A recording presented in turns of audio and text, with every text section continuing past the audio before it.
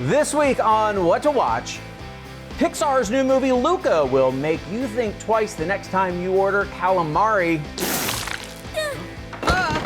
Plus, we'll find out if Netflix's new movie Fatherhood will bring some heart to Father's Day.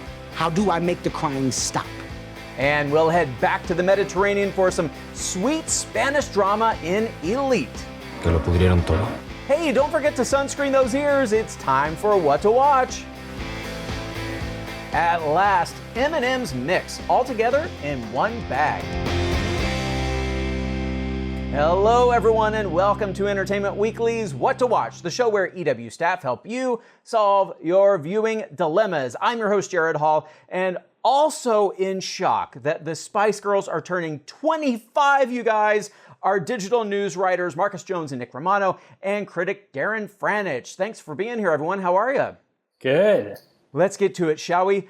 Allora, amici, it's time for summer vacation, and I don't know about all of you, but I am headed back to 1950s Italian Riviera thanks to Pixar's latest Luca. The film, out now on Disney Plus, tells the story of a shy young sea creature, Luca, whose new free-spirited friend Alberto helps him come out of his scales.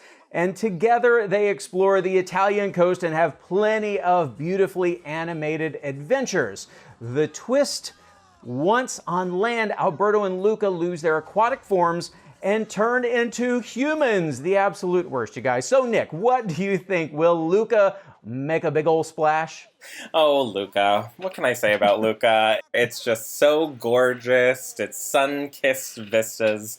Lots of splashing around in the water. It just takes you back to memories of just, vacationing with your best friend.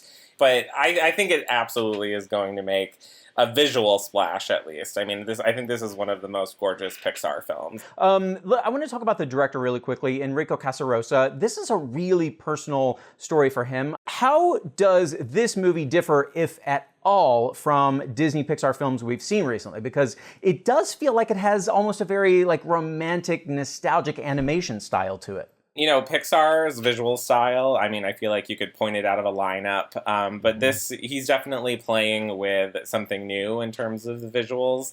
He's very inspired by 2D animation, specifically Miyazaki, and I think it was fun to hear him talk about this because he's particularly interested in how animated characters eat food, which Miyazaki has historically done very well, and there's a lot of pasta eating going on, and visually they play around with that. The voice cast here, how do they all help bring this movie to life? Oh, it's very much driven by these voice performances, and, you can just hear it in the sound. Everyone's just kind of having a ball doing it. Jack Dylan Grazer would, because a large part of this movie was filmed or created during the pandemic, there were moments where Jack had to be in a closet and just kind of record into an iPhone. And, just the inherent comedy of doing that, I think, kind of plays up a lot of the humor and a lot of the fun aspects of this movie. Well, and speaking of Jack Dylan Grazer in Italy and being in the closet, he was also in We Are Who We Are, which I actually thought the movie Luca was the origin story of director Luca Guadagnino. It sounds like that is not the case. But yeah, I think you weren't alone in that. I think the whole internet, all of, animation Twitter was calling this the animated Call Me By Your Name. Darren, would you consider yourself a Pixar parent? Well, no, but not yet. Certainly a Young, Pixar aficionado. Frankly, I felt like Soul needed a lot more death in it, so I'm coming in a little bit skeptical. But everything I'm hearing about this one, just from the way Nick is describing it, that sort of style of animation, that kind of look and those visuals, I kind of like when Pixar gets funky like that. That's kind of my favorite corner of their universe. All right, you guys, we need to take a quick break, but we've got a hearty second half that you're not going to want to miss, so don't go anywhere. But first, today's How I Watch is brought to you by M&M's Mix. Hi, I'm EW's Devin Kogan, and this is How I Watch. I've got all my pop culture posters, my favorite blanket, candles, a diet soda. Come here. And of course, the best part about watching is watching with friends. So we're gonna go watch something.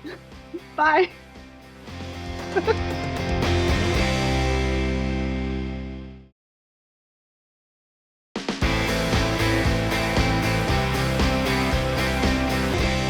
Welcome back to What to Watch. If you are open to having a very emotional Father's Day this weekend, then Netflix has you covered with the new movie Fatherhood. Usual comedian Kevin Hart turns in a, pardon the pun, heartbreaking performance as Matthew, a father striving to raise his young daughter alone after his wife passes away shortly after giving birth.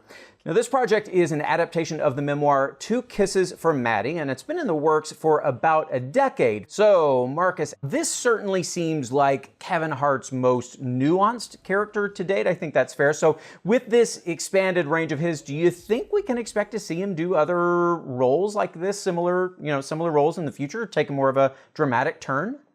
Yeah, so when I spoke to him earlier this year, he definitely said that the upside that he did really gave people a taste of sort of his dramatic acting capabilities. And now here it's much more the audience seeing him really stretch his acting and see him in really raw, vulnerable moments. Fatherhood is the first narrative feature presented by the production company Higher Ground, which is the Obama's company. But so far they've stuck to documentary. So what was it about this film, do you think, that convinced them to get involved? Kevin Hart being cast does change things, makes it more culturally specific. But this is the story of Matt Logelin and what he went through. And so it does kind of stay true to life, which, like you said, is in their wheelhouse. The Obamas have an Oscar for it.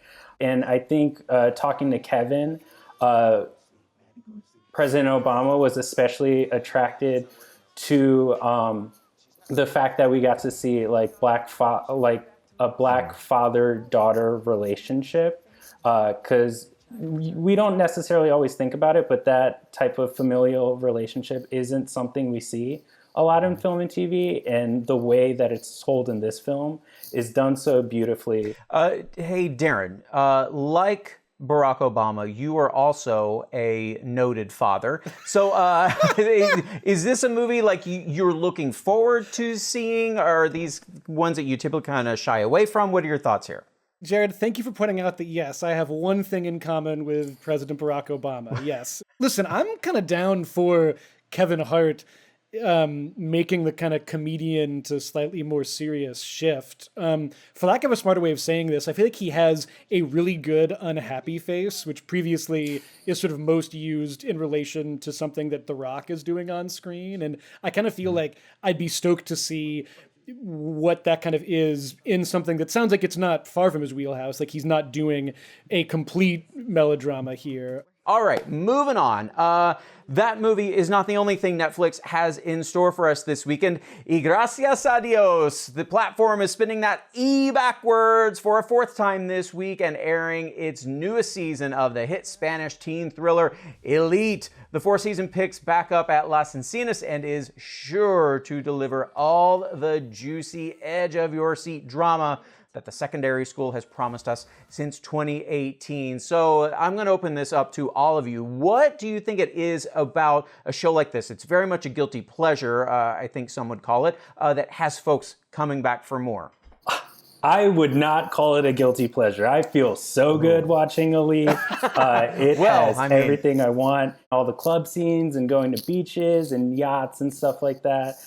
This season, too, they have a tech CEO and a prince. So just like money upon money upon money that leads to more problems and more problems and more problems. Are there any new surprises we can expect this season, Marcus? Well, I can say that there's still a central mystery this season. And I'd say this is the first one where I don't quite know what happens. I can tell you the first thing we really see is a body in the pool, which is representative of season one. It runs parallel. But this time it's like at an ocean club, I think. Every season they have like a different sort of locale that they party at. Well, Marcus, this actually sounds quite relatable when you talk about murders at ocean clubs and stuff. I mean, like, Nick, that was like typical Tuesday in high school for us, right? Like, Totally. I was going to say, just like school, Luca, it's bringing me back to my childhood. The last thing I want to ask you here, this cast, I mean, the ensemble is so great. And some of these actors, they've been cast in other Spanish and Latin American Netflix projects, but we haven't really seen any of them formally like cross the pond into a US series or film. Is there someone though who's really like on your radar you think like they have the potential to just, blow up and be huge?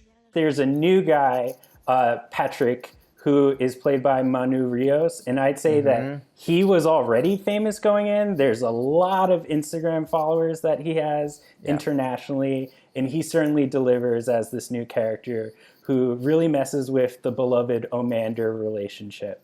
The good news is we already know the show is going to be coming back for a 5th season. So if you have not watched, now's your time. Binge all of it. Catch up. It's great stuff. And on that note, that's it for our show. Thanks so much to my guests, Marcus Jones, Nick Romano, and Darren Franich. We'll see you guys next week on What to Watch.